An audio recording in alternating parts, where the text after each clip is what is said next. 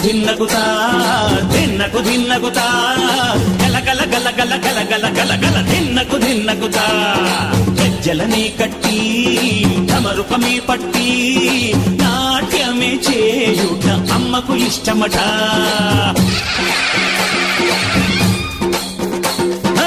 ఊరే ఊగేల ఇయ్యాలి హారతి కాయలు కొట్టి ఫలములు పెట్టి పాదాలు తాకితే అడిగిన వరములు ఇచ్చును తల్లే.